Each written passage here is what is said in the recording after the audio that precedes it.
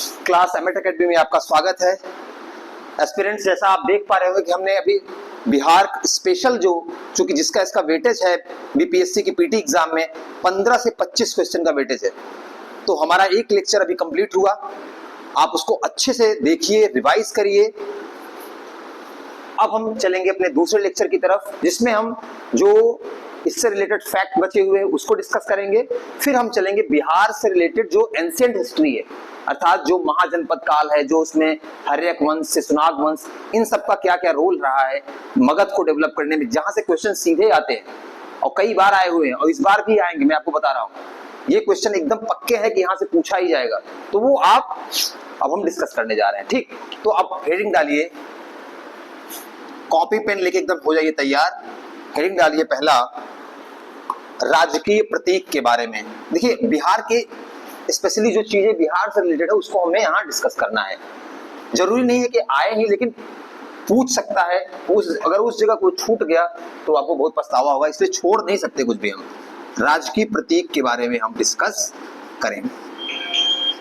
राजकीय प्रतीक, ठीक है। स्टेट सिंबल्स क्या है इसके, जैसे राजकीय चिन्ह क्या है इसका, पहला लिखिए, नोट करिए। राजकीय चिन्ह क्या है? राजकीय चिन्ह, तो इसका राजकीय चिन्ह क्या है? इसका राजकीय चिन्ह है ऐसे कि एक बोधि वृक्ष है, ठीक है, इसे आप बोधि वृक्ष समझिए, और यहां दो स्वस्तिक बने हुए हैं। ये इसका राजकीय चिन्ह है, याद रखना। तो क्या है? बोधि वृक्ष। बोधि वृक्ष क्या है? ये जहां पे महात्मा बुद्ध को ज्ञान प्राप्त हुआ था, अर्थात सिद्धार्थ गौतम बुद्ध बन गए थे यहीं से।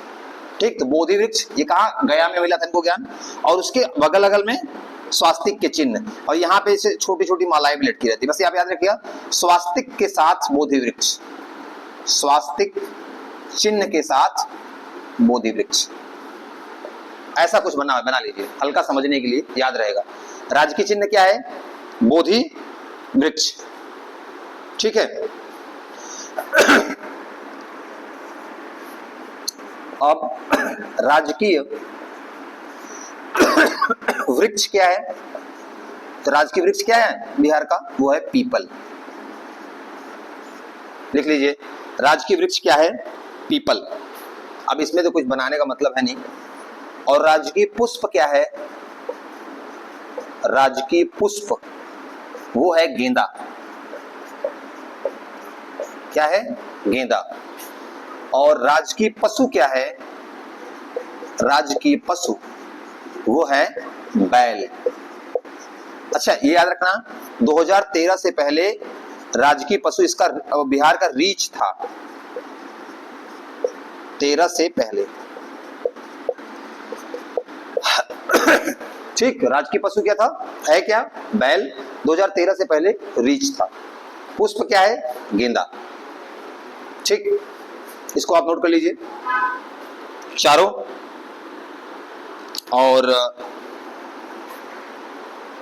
राजकीय पशु हो गया, पक्षी हो, अब लिख लीजिए राजकीय पक्षी क्या है? तो राजकीय पक्षी है गौरैया। क्या है? गौरैया। अच्छा, पहले क्या था? पहले 2013 से पहले था फाख्ता। क्या था? 13 से पहले था फाख्ता। फाख्ता तो गौरैया। एक आध क्वेश्चन कभी पूछ सकता है, जरूरी नहीं। बहुत देखिए, बहुत मोस्ट इंपॉर्टेंट टॉपिक नहीं, बट अगर कहीं एक आध क्वेश्चन पूछ लिया तो उसके लिए मैं ये करा दे रहा हूं। आपको बेसिक नॉलेज होनी चाहिए प्रतीकों के बारे में। चिन्ह क्या है? बोधि वृक्ष। स्वास्तिक चिन्हों से घिरा हुआ बोधि वृक्ष। वृक्ष क्या है? पीपल। पुष्प क्या है? गेंदा। राजकीय पशु क्या है? बैल, पहले था रीछ। राजकीय पक्षी क्या है? गौरैया, पहले था फाख्ता। आप ये नोट कर लीजिए। उसके बाद एक बचा, इसे मिटा देते हैं। ये हो गया। राजकीय मछली क्या है? बिहार का जो राजकीय मछली है बिहार की राजकीय मछली है मांगुर। क्या है? मांगुर। नोट कर लीजिए, राजकीय मछली है मांगुर। ठीक। और दो भाषाएं, बिहार में दो भाषाएं यूज होती हैं, याद रखना। राजकीय भाषाएं दो हैं, पहली है हिंदी, दूसरी है उर्दू। ये भी नोट कर लेना आप लोग, पहली है हिंदी और दूसरी है उर्दू। राजकीय भाषा दो इस्तेमाल होती हैं यहाँ पे, प्रथम राजकीय भाषा हिंदी है, दूसरी राजकीय भाषा उर्दू है। ठीक। प्रमंडल कितने हैं मैंने आपको पिछले क्लास में बताया था, 9 प्रमंडल हैं, 38 जिले। प्रमंडल कौन कौन से हैं?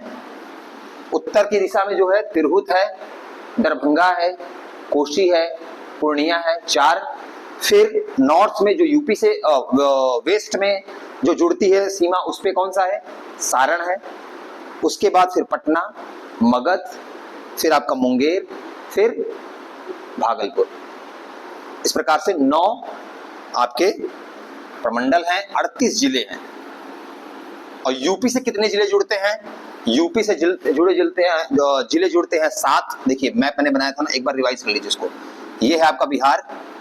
नेपाल से जुड़ता है 8 जिला, यूपी से नहीं 7 जिला। नेपाल जो कि इंटरनेशनल लाइन है, 7 जिला। यूपी से 8 जिले जुड़ते हैं, झारखंड से 8 जुड़ते हैं और वेस्ट बंगाल से 3 जुड़ते हैं। ये संख्याएं आप याद रखना, ठीक है। और यहाँ पे कौन कौन से जिले आपको बताया था मैंने, क्या क्या था? पश्चिमी चंपारण, पूर्वी चंपारण, सीतामढ़ी, मधुबनी, सुपौल, अररिया, किशनगंज। ठीक, तो ये सब याद रखना, पूछा जा सकता है क्वेश्चन। 8 8 7 3, ठीक है। तो ऐसे चीजों को आप बिल्कुल अपने पॉइंट पे रखेंगे तो चीजें याद रहेंगी। ठीक, तो इस प्रकार से हमने क्या देखा, हमने वो सारी चीजें जो राजकीय प्रतीक और उससे रिलेटेड थी वो हमने डिस्कस कर लिया। अब हम चलेंगे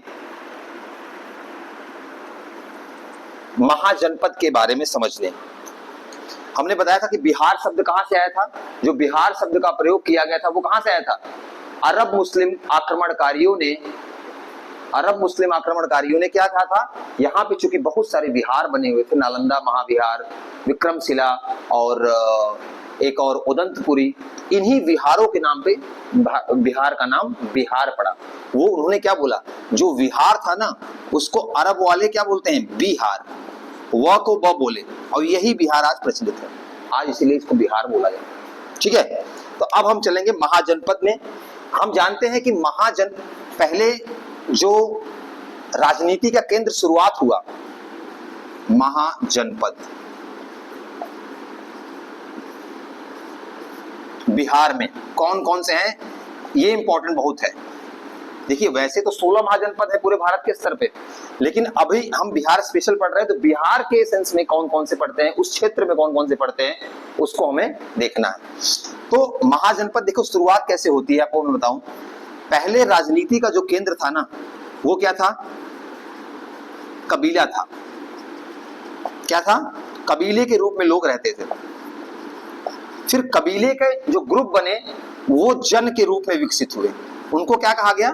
जन। कबीले के रूप में लोग रहते थे, फिर कबीले के समुदाय जन के रूप में हुए, राजनीति के केंद्र जन बने। फिर जन से क्या बना? जनपद बना, जो बड़े समुदाय हो गए। और इन जनपदों का जब और विकास हुआ तो महाजनपदों के रूप में विकसित हुए। ठीक, तो ये तो हुआ कॉन्सेप्चुअल चीज। अब हम समझते हैं कि बिहार में कौन कौन से महाजनपद आज के आधुनिक बिहार में स्थित है। ठीक है, वैसे कुल महाजनपदों की संख्या कितनी है? 16 महाजनपद है, याद रखना। ये आपके एंशिएंट हिस्ट्री में आप पढ़ेंगे इसको, 16 महाजनपद। अच्छा, ये बताया कहां गया है? तो ये बताया गया है अंगुत्तर निकाय। इसकी चर्चा कहां की है हमने, कैसे जाना कि 16? अंगुत्तर निकाय जो बौद्ध धर्म का रचना है, बौद्ध धर्म से रिलेटेड रचना है, इसमें यह बताया गया है कि 16 महाजनपद थे। और एक और है जैन धर्म के भगवती सूत्र में भी ये चर्चा की गई है। किसमें? भगवती सूत्र में। तो ये आप ये चीजें याद रखना कि 16 महाजनपदों की चर्चा कहाँ की गई है? बौद्ध धर्म के अंगुत्तर निकाय और जैन धर्म के भगवती सूत्र में की गई है। ये आप नोट करिए। फिर आपको हम ले चलते हैं बिहार के महाजनपद की ओर। ठीक है, बिहार के महाजनपद की ओर।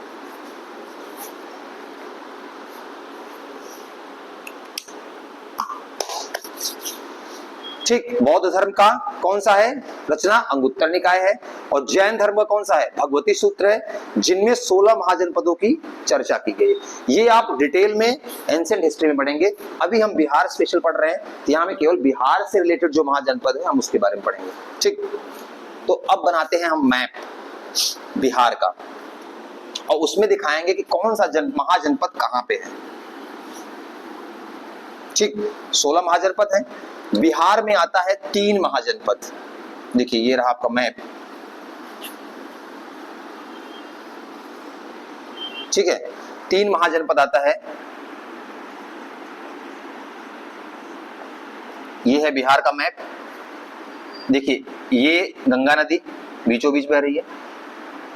ये रहा आपका मगध,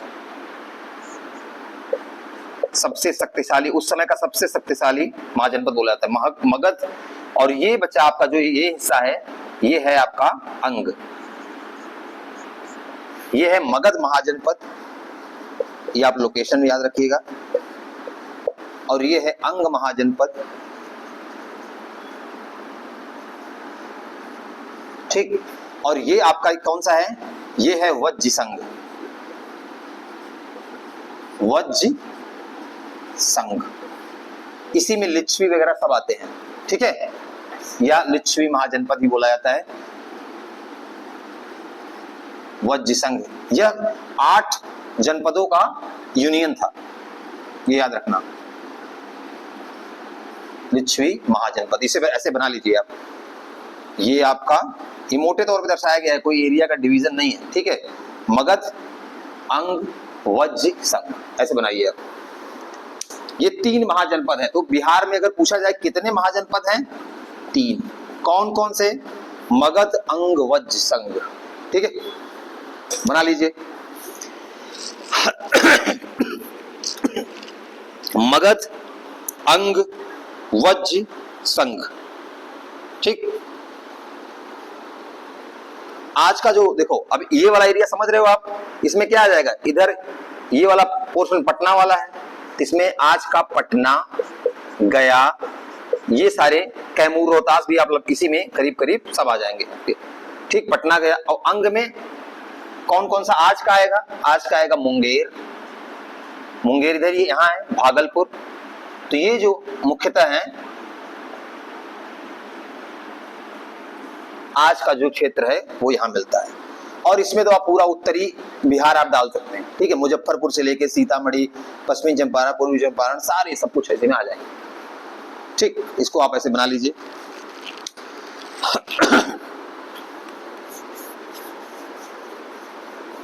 अच्छा, वज्ज संघ को मैंने क्या बताया था? 8 जनपदों का ये समूह है। इसे इसलिए क्या बोला जाता है? अट्ठकुल। अट्ठकुल, इसे अट्ठकुल के नाम से भी जाना जाता है। क्यों? क्योंकि 8 जनपद इसमें थे। 8 जनपद इसमें थे, अट्ठकुल भी बोला जाता है इसको। और इसमें जो सबसे महत्वपूर्ण जनपद था वो था लिच्छवी। ठीक है, इसमें सबसे इंपॉर्टेंट जो जनपद है लिच्छवी था, और एक और है विदेह। विदेह मतलब कौन सा? मिथिला वाला। लिच्छवी, विदेह, और एक और भी है इसमें ज्ञात्रिक है। ये सब बहुत प्रमुख जनपद हुए वो है। ऐसे ही 8 थे, इक्ष्वाकु भी इसी में एक आता है। ठीक है, तो इसमें ये सब मिलके क्या करते हैं? यूनियन बनाते हैं। इसीलिए विश्व का जो प्रथम गणतंत्र बोला गया है, बोला गया जो सबसे पहला गणतंत्र है वो क्या है? वो है आपका वज्ज संघ। विश्व का पहला, कि जहां कुछ लोग मिलके, कुछ छोटे छोटे जनपद मिलके एक संघ बना रहे हैं। ऐसा देखने में पहली बार वज्जी संघ के रूप में देखा गया, जिसमें लिच्छवी, विदेह, ज्ञात्रिक, इक्ष्वाकु आदि सब मिलके एक संघ का निर्माण कर रहे हैं। तो ये क्या है वज्जी संघ? विश्व का पहला गणतंत्र। इसको आप नोट कर लीजिए, वज्जी संघ के रूप में दिखता है। प्रथम गणतंत्र की संज्ञा दी गई है वज्जी संघ लिच्छवी। इसको दोनों ना एक ही नाम से आता, क्योंकि लिच्छवी बहुत प्रभावी था, इसलिए पूरे को लिच्छवी महाजनपद भी बोला जाता है। अब आप लोग देखिए, एक ट्रेन भी चलती है, आप लोग देखते होंगे बिहार से दिल्ली के लिए, लिच्छवी नाम से। तो ये क्या है, लिच्छवी नाम कहां से आया? ये इसी जनपद से। कितना प्राचीन नाम है, सोचिए कितना प्राचीन है। ये बात हो रही है करीब करीब 600 ईसा पूर्व की बात हो रही है, ये आज की बात नहीं, 600 ईसा पूर्व की बात हो रही है। उसी नाम से ये ट्रेन चलाई जाती है। तो आप इसको नोट कर लीजिए कि इसे अट्ठकुल के नाम से भी जाना जाता है। क्यों? क्योंकि इसमें 8 जनपद हैं और ये विश्व का पहला गणतंत्र है वज्जी संघ या लिच्छवी महाजनपद, और इसमें लिच्छवी, विदेह, ज्ञात्रिक जैसे मुख्य जनपद स्थित है। ठीक,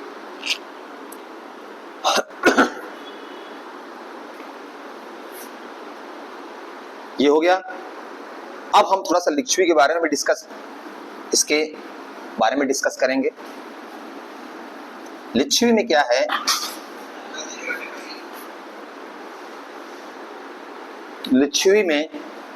लिच्छवी जो जनपद है ना, इसकी राजधानी थी वैशाली। क्या थी राजधानी? वैशाली। और वैशाली इसका नाम क्यों पड़ा था? क्योंकि इस राजधानी की स्थापना वहां के राजा विशाल द्वारा की गई थी। विशाल द्वारा, याद रखना, राजा विशाल द्वारा वैशाली की स्थापना की गई थी। और ये किसकी राजधानी है? लिच्छवी की।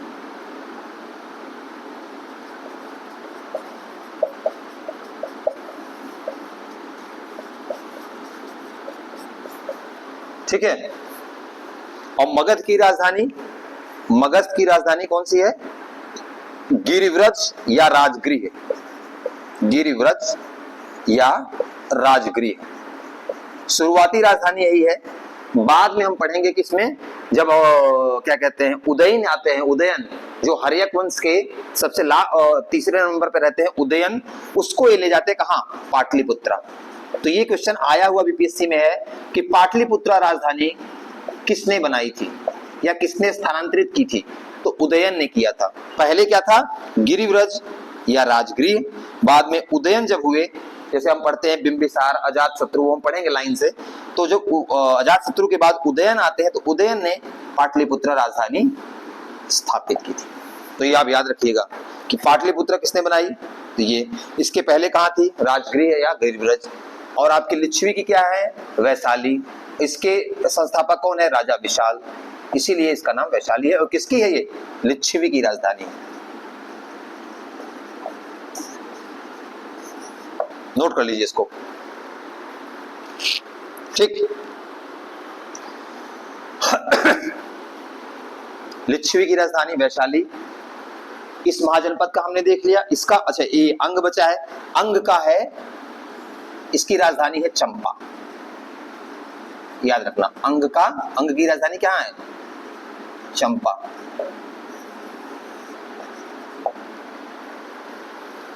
अच्छा, हिस्ट्री में तो नहीं, बट अगर महाभारत हम देखते हैं सीरियल वगैरह, या उसमें महाभारत अगर हम उसको एज ए हिस्ट्री बुक तो नहीं माना जाता, बट उसमें डिस्कस किया जाता है ना कि कर्ण को जो राज मिला था वो अंग का ही मिला था।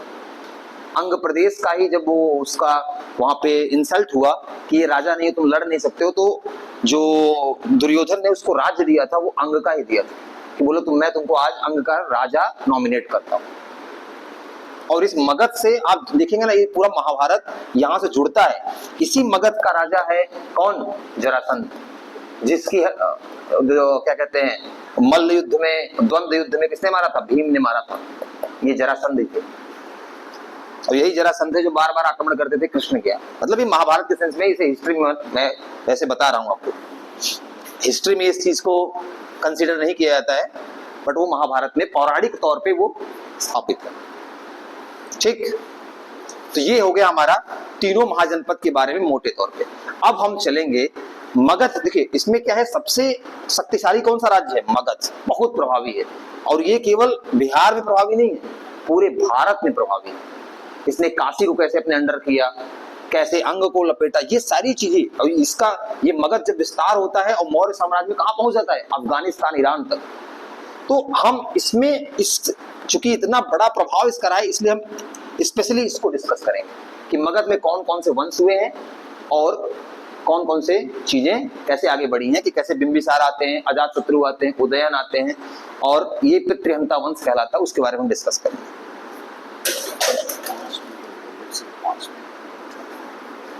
तो यहाँ पे हमने देख लिया महाजनपदों के बारे में, इसको हम यहाँ रब कर रहे हैं।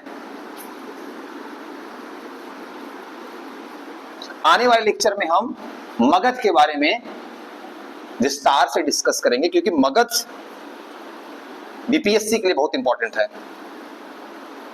ठीक। अच्छा, बिहार का जो वैदिक समय में जो इसकी चर्चा मिलती है, तो आप वैदिक पीरियड में थोड़ा सा आप इसको यहाँ पे 3-4 पॉइंट यहाँ से बनते हैं, उसको आप समझ लीजिए, फिर इस क्लास को हम यहीं एंड करेंगे। वैदिक काल में देखो, वैदिक काल में अगर बिहार की बात करें तो बिहार की चर्चा ऋग्वैदिक काल में तो नहीं मिलती है, ये बात याद रखना।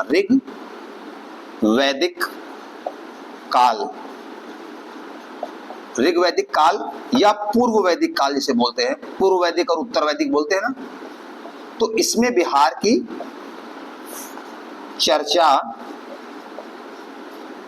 नहीं मिलती है, बिहार की चर्चा इस समय नहीं है, ठीक है ना। बिहार के नाम, बिहार के क्षेत्र के रूप में नहीं है। इसकी सबसे पहली जो चर्चा मिलती है वो मिलती है आपकी शतपथ ब्राह्मण में। शतपथ ब्राह्मण में, ये नोट करिए, ऋग्वैदिक काल में बिहार की चर्चा नहीं मिलती है, लिख लीजिए, क्योंकि क्वेश्चन में कई बार एक बार इसे घुमाया भी था कि ऋग्वैदिक काल में मगध की राजधानी ऐसा कुछ, तो चूंकि उस समय ये चर्चा में था ही नहीं, तो वहां पे वो शायद क्वेश्चन हटाया गया था या कुछ हुआ था, तो इसको आप नोट कर लीजिए। ऋग्वैदिक काल में इसकी चर्चा बिहार क्षेत्र का नहीं मिलती है, ठीक है। तो क्यों? क्योंकि इस समय तक ना आर्यों का विस्तार बताते हैं कि इस क्षेत्र में उतना हुआ ही नहीं था। उस ऋग्वैदिक के पहले तक इंडिया के इधर नॉर्थ वेस्ट में ही वो विस्तृत थे। ऋग्वेद में एक अन्य नाम से इसको जाना जाता है, इसको आप लिख लीजिए। ऋग्वेद में इस क्षेत्र को कीकट प्रदेश के नाम से जाना जाता है, ठीक है। आर्यों का विस्तार तो नहीं हुआ था, बट इसको कीकट प्रदेश या व्रात्य प्रदेश के नाम से जाना जाता है। कीकट प्रदेश या व्रात्य प्रदेश, लिख लीजिए इसको। किसको? बिहार के क्षेत्र को।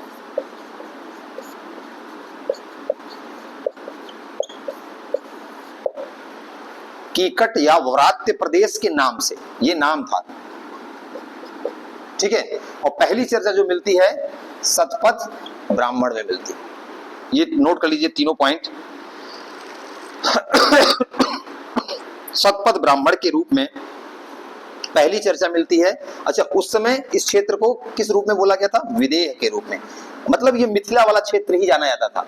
पूरे बिहार की उस समय संकल्पना नहीं थी, उस समय मिथिला वाला क्षेत्र किधर? ये पूरा जो नॉर्थ वाला क्षेत्र है, ये वाला जो नेपाल से जुड़ा हुआ है, तो इसी को हम शतपथ ब्राह्मण में पहली बार इसकी चर्चा की गई, विदेह के रूप में, मिथिला क्षेत्र के रूप में। तो अगर पूछे पहली बार शतपथ ब्राह्मण में। कीकट या व्रात्य जो शब्द आया, ये कब आया है? ये ऋग्वेद में आया है। ये बिहार के ही क्षेत्र को बोला जाता है कीकट या व्रात्य प्रदेश। और ऋग्वैदिक काल में आर्यों का जो विस्तार था वो बिहार के क्षेत्र तक, इधर क्षेत्र में नहीं था।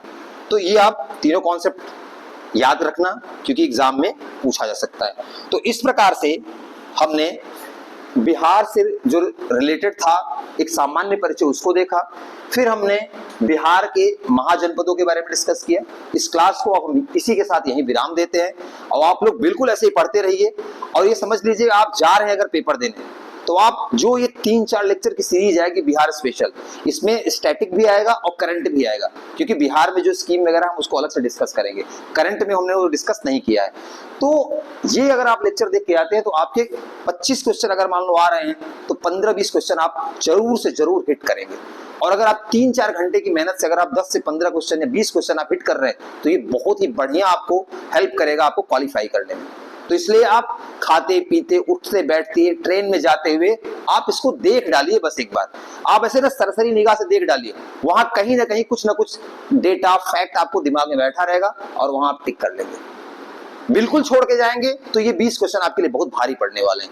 तो अगर आप छोड़ के जा रहे हैं तो आप बहुत बड़ी गलती करने जा रहे हैं। तो इस लेक्चर को आप इस सीरीज को पूरा देखिए और पक्का है कि आप इससे आपको हेल्प मिलेगी और आपको एग्जामिनेशन में क्वालिफाई करने में आपको बहुत सहायता मिलेगी। तो इसी के साथ इस लेक्चर को यहीं खत्म करते हैं। तब तक के लिए अपना ख्याल रखिए, पढ़ते रहिए। जय हिंद।